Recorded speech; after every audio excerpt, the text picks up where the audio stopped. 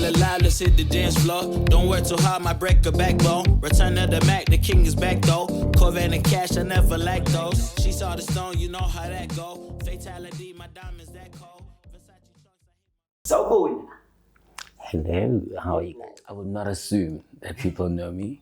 It's a bad thing to do. But mina Khaya Dladla. I'm a performing artist. So I act, I sing, I'm a casting director, I'm a coach, a lot of other things, but yeah, in a nutshell.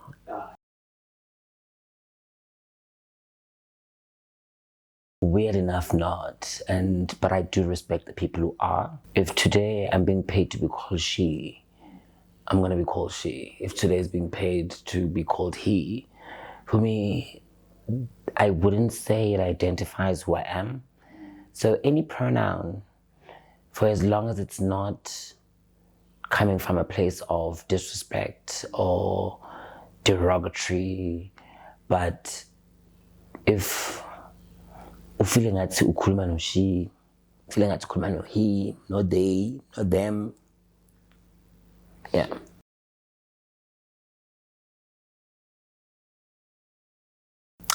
Who? Who is a lot, eh? Who is so open? Still living under unapologetic. My parents played a vital role in who I became, in who I chose to be my friends, and life in general. So I grew up in a very strict home. We call my mom the 13th disciple. So I grew up in a very strict home. My dad just didn't take it, hey? It was not one of those compromising homes, and the rules are the rules. No alcohol was ever permitted in the yard. No matter you've decided personally that you wanted to have a drink, it is not going to happen at their house, which also I believe is motivation for you to get your own house quickly. So they played a vital role on who I became in terms of, as strict as my family was, I felt the love. The love was there. Sometimes they would not understand much, but we love you. You know what I mean? I got that there.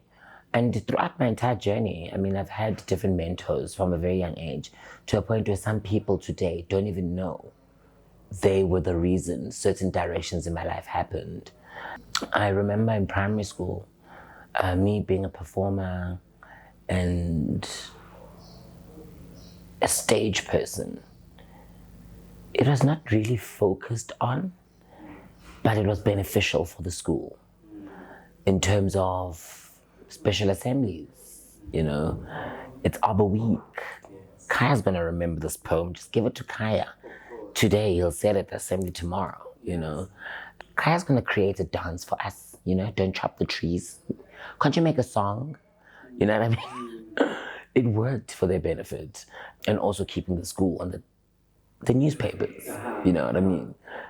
Kid from so-and-so takes the stage by storm at the age of, you know what I mean? I would have interviews at school sometimes. It worked for their benefit. Same with high school. Well, high school is a bit different because I think people are getting to a certain vibe. Kids are starting to become rebellious. Not everyone is nice. Primary school, everyone is nice. It's probably like one rotten kid and they'll sort him out. Sure. High school was vile, you know. Everyone was coming from different corners, you know. Some were here on scholarship, some were here on parents doing well. Some other parents are just surviving to bring you here. You know, it's a variety. We all come from different angles of home, where me at home, to click your tongue is vulgar. And then you get some other kid who's just gonna, bah, it's like, whoa, did he just say that? Oh my gosh. So high school was a bit more hectic, because with my career picking up as well, I'd be away from school for a couple of months, and I come back, I'll be in the office writing tests, someone would have the audacity to stand outside the window and be like, right, you superstar, you. How's question 4 going? And you're like, wow, thanks for the support. But there were people who were so big about it. I had a drama teacher. My first drama teacher was a lady, Mrs. Maharaj. She was a beautiful performer who actually was the one to certify me, who almost gave me validation of some sort, where she started making me write the school plays, you know. At like, I think I was in grade 9, I was already writing for the drama club. I was already creating music, you know. I was already creating special assemblies. And she had to leave the school. We were joined by a Mrs. Kataria, who was she was a walking what I wanted to be. Yes, sir. She dressed nicely on a daily. Yes, sir. She drove the nicest cars, and I was like, so you studied drama? This is, you are me. No. She was always on point. There are people who built those journeys. I had a history teacher who always saw a star in me, as history was history, but it's like, you're special, you know? Then there were people who just never got it. They were like, as much as you may just, you know, in a classroom and you're just gonna be like, laugh at a very small joke, but they'll just find you. By the way, sorry, Kai, this is not a stage. It's like, wow, okay, jabs. That's a little deep from teacher to student, but it's fine. You know, there were people who had a problem with it. Being part of the school choir, where you have learned music at such a young age, you know when someone is singing off key. Yeah. It's like, Oh, Papa. and Nakona, it's not even upapa. I think it's more of knowing too much too early. Hence why me being in an art school at a young age was already boring, because I didn't think of it as, it's your first year. Yeah. Not everyone comes from a school that had drama. Not everyone had a career before today. So someone needs to be taught do, re, mi, fa, so, and you're like, no ways. Excuse me, I'm in university. I am not learning the scale. Then the lecturer want to hear everyone's vocal ability. And I'm thinking, really? No.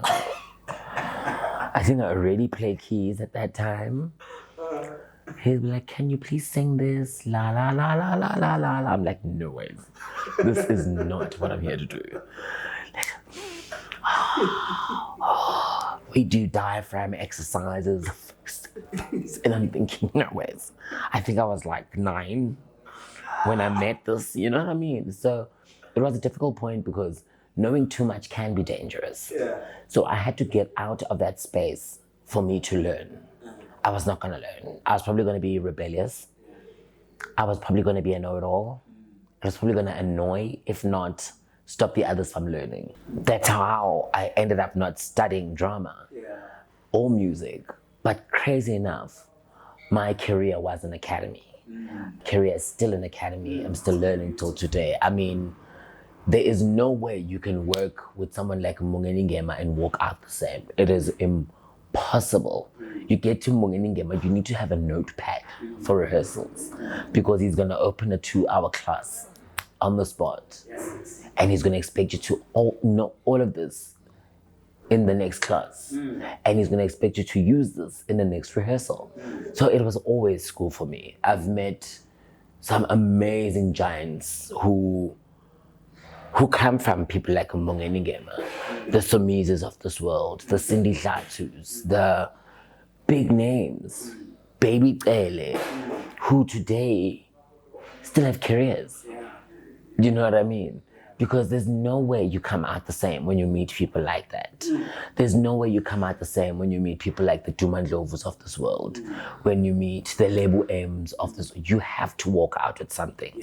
They are, as much as they are practitioners of what we do, but they are lecturers. They're like our our Googles, the Wikipedias of what we do. So it's been a long journey of a lot of people just sprinkling. I'm one of those people who when I win an award, I literally don't know what to say when I get there.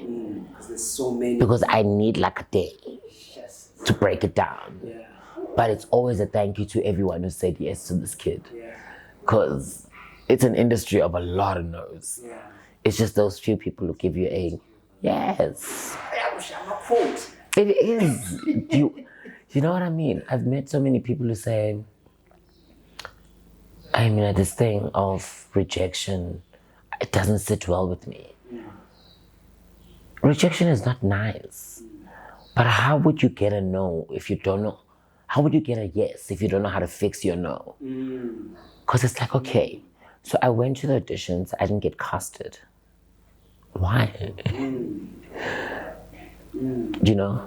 So you need to do introspection. Maybe I didn't prep enough.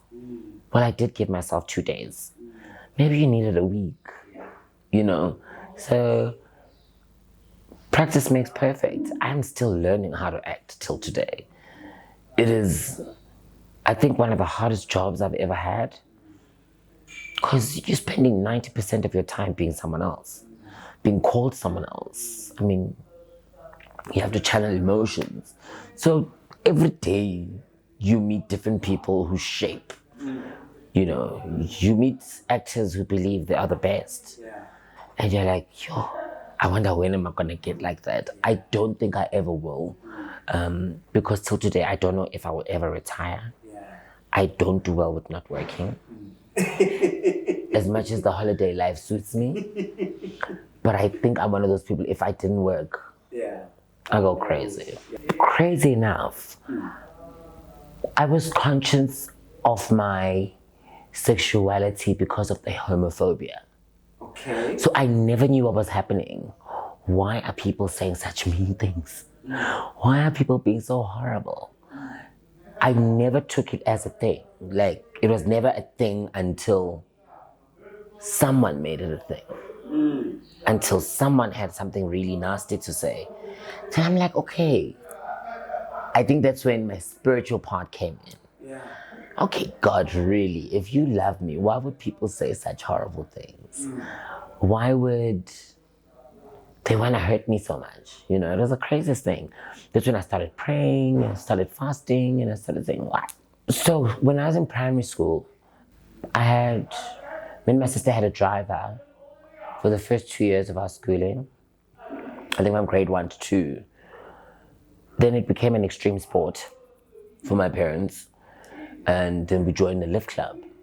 So the lift club required you to stand outside the house before the driver gets to you. But the driver gets here at 6:30. It means you're outside by 20 past. Sure. But I'm in a neighborhood, The next door kid has got a lift club with some other car to another school. There's other kids in that car. They'll peep out the window, and say some really, really harsh things that I never took to heart until it became so normal that it's standard. As soon as I stand here, the same cars when it's passed by, the same kid with that big head is gonna, until it started not hurting. And then I started having feelings for boys. And I think I was in grade 5. It's like, it's okay. And to a point where, how our primary school relationships were a thing, but they were not a thing. Like, they would call you and be like, so apparently so-and-so is your boyfriend. You'd be like, yes, he is. He's never said a word to you. And they'll go to him and ask him the same thing. He's like, yes. Oh my gosh, they're dating. You have never even hugged. It was so cute. It was so innocent. So it went on. I think I had my first kiss in grade 9.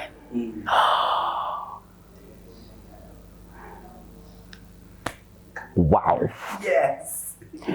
He was the it guy. He was, oh my good. Okay, yes, it was a secret. Yeah. But wow, it was one I couldn't wait to tell the world, but also couldn't because it could stop it from happening again. So those kind of experiences took us there. But growing up, sexuality was not a thing until people made it a thing. My family never had a topic about it. It doesn't sit me down. Yeah. But there'll be people from outside who would want to give my parents advice how to handle me. You know what I mean?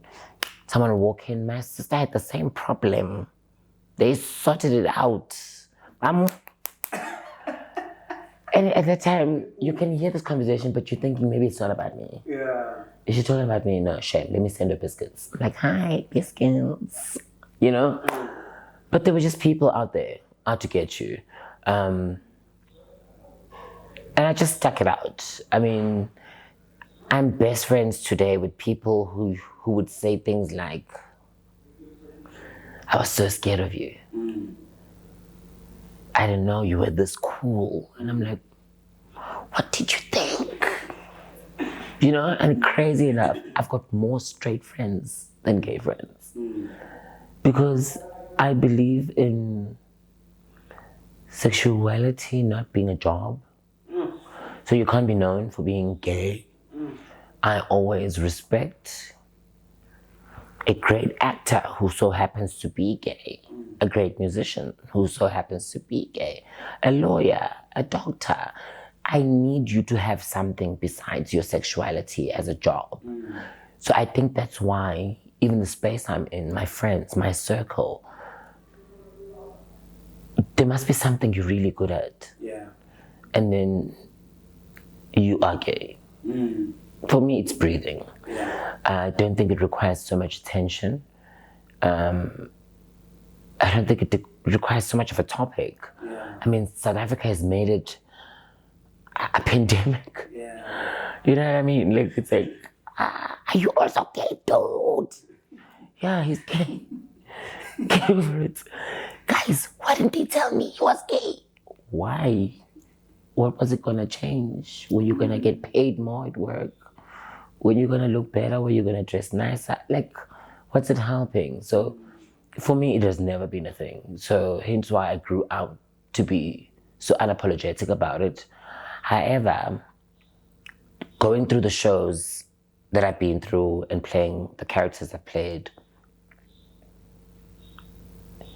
I did not know I was an activist. Okay. I was an LGBTQ activist without knowing. It was a matter of bumping into people and be like, oh my gosh, thank you. And I'm like, for doing my job, you know? So it was always that situation where I'm like, you are thanking me for doing my job, okay, cool. Then someone is like, thank you for raising the flag. I'm like, I'm raising a flag. I was so confused. So until I realized that I'm living so many people's lives out in the open and they're doing it so secretively. That gave birth to me being a storyliner. So I started writing stories for shows, LGBT stories even, where you are the it girl in the township, but you come from the rurals as the not-so-it boy, where the parentals are not the one. So it gave birth to that, and I exercise today. I'm able to write stories for other things that are not necessarily in that space. So I'm lucky enough to know how to monetize a good or a bad thing. There was a time when in university, I used to jump off at a place called The Workshop in Durban. I would have to walk a very long walk to where my taxis were. There was a pool table there, outside, of guys playing pool. There'd be like a good 40 or 50 of them. I would pass by there. They would mock, you know, they would say things like, yo, aina mabeli nyoka ini, you know, all those silly things.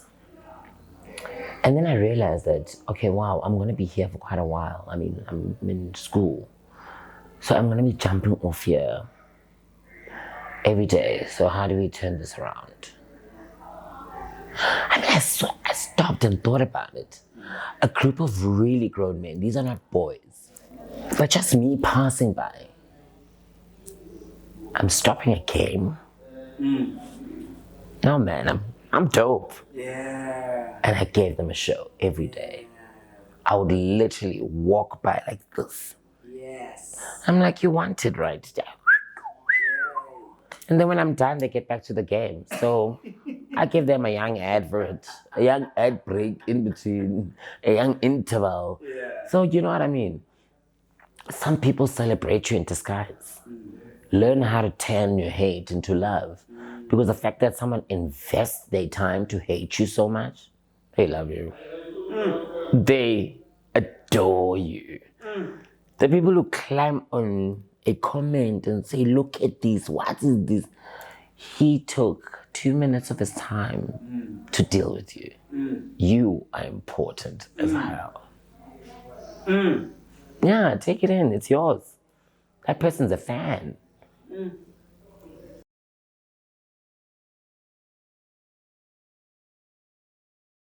My why always lands on you only live once. And if you do it so well, you only need once. What are you leaving behind is a question you ask yourself all the time. Because I don't know when my death is. It could be tomorrow. But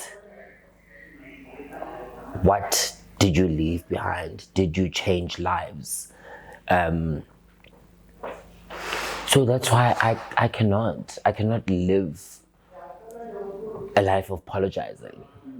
I am so comfortable being myself because I believe that it's easier to maintain because I can wake up and do it again tomorrow. But waking up and being someone else can be exhausting. So it's much more easier to be me. Me, when I'm happy, I'm happy. When I'm sad, I'm sad. When I'm broke, I'm broke. If life turns upside down, take your punches, they're yours. If it's not coming to you, who do you think it should go to? You know, you learn to grow up, learn how to wear your scars as diamonds. You make sense of your life in every day because no one's an expert in this life thing. There's no how to book than to take every day as it comes. So, no, I'm not sorry. I am absolutely not apologetic. I would do it again and again and again. And to a point where I never regret the things I say because I think I say them with meaning. Even if you may have insulted me and I may say, wow, I didn't like what you said or how you said it, I don't expect you to apologize. The fact that I've said it to you, I've dealt with it. Now it's your own load to carry. So I'm in that space where if I feel like it, I'm gonna say it. If I don't like it, if I do like it, yeah, guys, I go in my social media and I go in my live. People will say things like, oh, you are famous. You can't say that. Who made the book of the do's and don'ts of famous people? Do you know? People are going through mental health issues because of that. So many people don't understand that as famous as you may be, you are still human. You will break, you will cry, you will be broke, you will grow, you will fall in love, you'll break up, you'll find another. For some reason, the rules have to change to popular faces. So no, I do not live a famous life. Beautiful.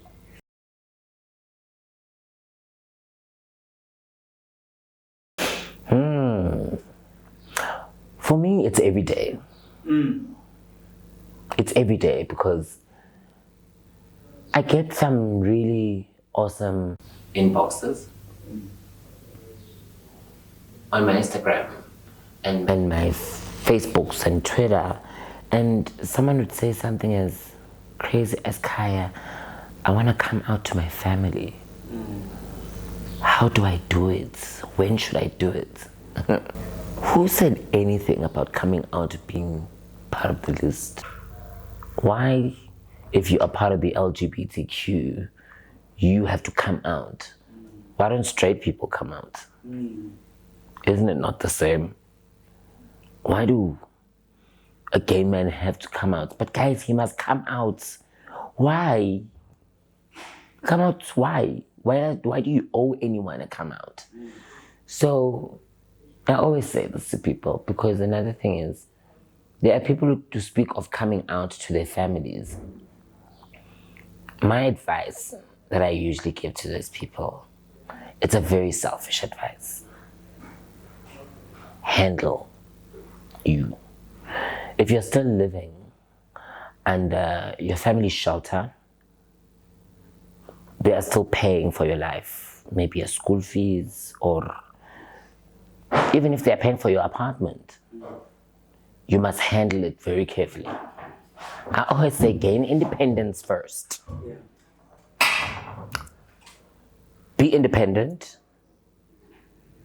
then break the story. Because I mean, what if you break it, the next thing they cut you off?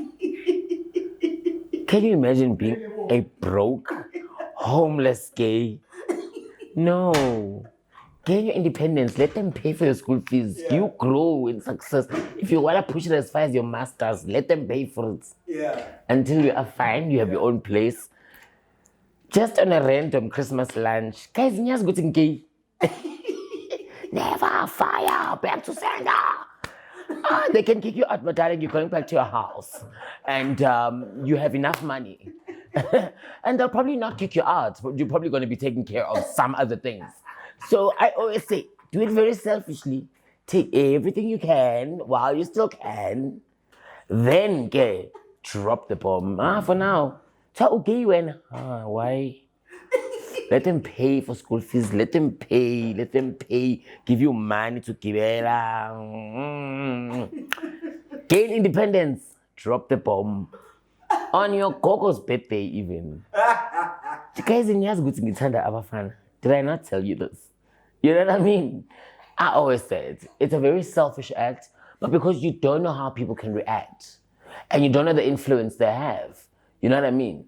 There's the whole church group for your mother that's gonna come and say, no, let's pray for him, or he must go, or, you know? So I always say, hey, back up, let them. And it's fine, you can lie. For now, lie. Why? Until you are fine, you are sorted. It's like, guys, I was lying. I like boys. They'll be like, oh, get out of my house. Okay, I'm off to mine. So I always say gain independence first, because you don't know their reaction. And it's so crazy how even people who love you, because it's crazy on how there's a thing called gaydar, but actually some people really don't have one. Your auntie could be like, he is such a sweet boy. Your own aunt take you everywhere, shopping, in. You're getting 14, it's like, why we now it's a fun? It's like, oh, I thought you were the one person who got. No, auntie never got it. Auntie just thought you were just a soft boy. You know? And it's so crazy on how they have a perception of what gay should be. I've got very glamorous friends, girls, who'd say, I'm a lesbian. They're like, lesbian? Oh, forget, I'm a cox. It's like, because they have a picture of what a lesbian should be, or what a gay should be. A gay can have a whole beard covering their face with no nail, wearing a suit. I love boys. So people need to remove those images of what they have as gay, or what television shows them as gay. It's just that, I believe, Iba woke, look out for yourself. It's a very selfish act. Look out for yourself.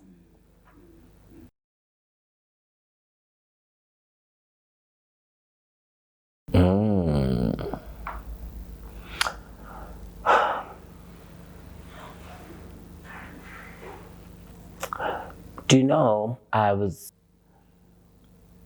recently asked, where is home? Home is not necessarily where you were born. Home may not be where your family is. Home could be at work, could be on set. You're a family. You guys behave like a family. So I always believe it's any way you make it. I don't believe there's a boring country. I don't believe there's a boring city. I don't believe there's a boring workplace. Even if there's no boring club, there's no boring shisa nyama. It's what you make of it. Anyway, it's who you decide to tag along with. I mean, I won't mention names. I had a very good friend tell me they didn't like a really, really amazing holiday destination. Like, would you ever hear anyone say, I hate the Maldives? What do you mean? As in the villa on top of the water? What is there to hate? If it was a mosquito, get a spray. Yeah, I don't know. But you realize that they were at a great place with the wrong person that turned the entire experience into a bad one. So it could be absolutely anywhere. If it feels like home, it's home. It could be in your bachelor apartment with your kids. Yes. If it's home, it feels like home. If that couch hugs you the way your mother should have, that's home for you. So we can't force where things should be happening. You can't force your family to love you the way you want them to love you. But there might be that one auntie in your building. She's such a mother. She brings my laundry from the laundry room, you know. So I always believe wherever you find that space, that tingly feeling, that loving feeling, I feel like life should be, you know that, is it a meme or a video or like people, they do a whole, good morning, ooh. I feel like that every day. Yes. It is the craziest thing. Yes. And it's a decision I made. Yeah. I feel like that every day. I could wake up in the morning, good morning. I come in the same spirit on set. I come in the same spirit on radio. I come with the same spirit everywhere I go. It's just my vibe. And obviously, I'm going to get there. Not everyone is going to accept it. But yeah, YOLO's, more love to give. So that's my spirit. I'm that good morning. Yeah. Ooh, that is me.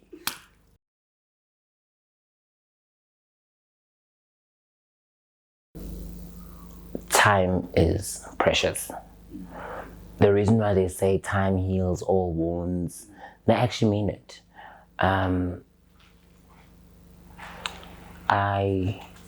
My father passed away 2010. I was still fairly young, trying to find my feet. But him being removed in my space changed my whole thinking. Because now I can't really go out at night and call someone and be like, hi, I'm stranded. You know, I'm like, oh my gosh, there's no one to call. So I had to wake up quickly. I had to grow up very fast. I had to take care of my family very fast. At an age where I was supposed to be thriving, you know, enjoying my long life, enjoying my money, enjoying everything. People must understand that you cannot reverse it. So even if you've lost a loved one, grief is important. But grief must not also chow your time. Because I get it, it's painful. You lost a loved one. You can't be crying for 3 years. Maybe you could have cried for 3 months and enjoyed being a millionaire for the other 2.5 years. You know what I mean? So I feel like no matter how amazing you can be, I mean, I feel like the death of Brenda Fassie, the death of Michael Jackson, is supposed to, I mean, the death of Nelson Mandela, that is supposed to put like a pause in life. Nothing moves. But honey, the 3 o'clock train is coming. The 3:15 is coming. The 3:30 is coming. Life moves on without you. So whatever you have now is all you have. So once you are gone, it goes on. It goes on because, I mean, I sometimes think that I'm probably thinking, Baby Zotumo was dancing on stage. Brenda Fassie is looking, it's like, enjoy a girl. You know, enjoy Munu. Michael Jackson, Beyonce, yeah, crazy in love, got me. Enjoy a girl. We are at this side. You know what I mean? Because we don't know what the other side looks like. I mean, we have all these amazing pastors who are saying on the other side, it's on the other side. Well, they've never went, but yeah. Just live in the moment. And I have a hashtag it's my time, hashtag it's my turn. Everything happening to you is your time, it's your turn. It could be the loss of your grandmother, your parent. Because now if it's not happening to you, who do you suggest it's happening to? Who are you giving it to? So embrace the bad. Makes you stronger. Embrace the good. It makes you better. It's your time. It's your turn. Every single thing happening around you, it's your time. It's your turn. There are actors who've been they've been in the business for over 20 years. But the country still does not consider them superstars.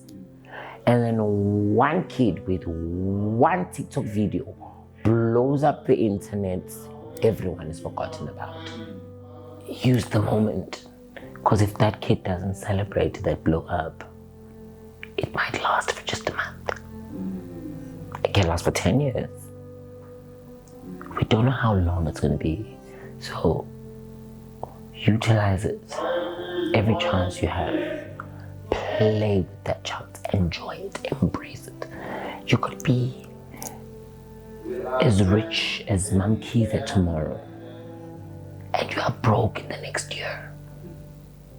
And we've seen it. I mean, we've seen superstars, absolute superstars, and you're thinking, no way, that person is sorted. And next thing, Twitter decides to cancel them.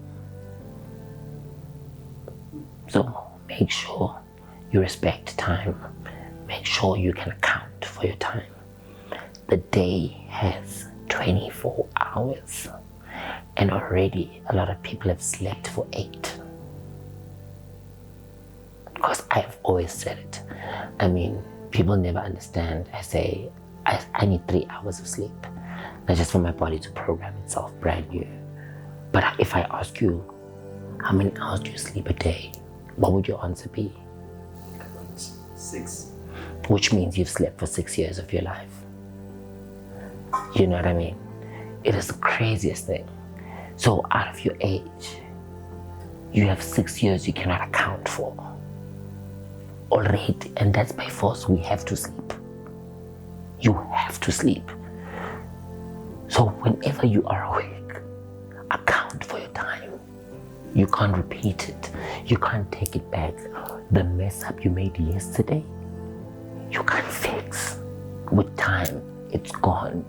You are a day older. You are a year older. You're 5 years older. 10 years older. You are a whole decade older.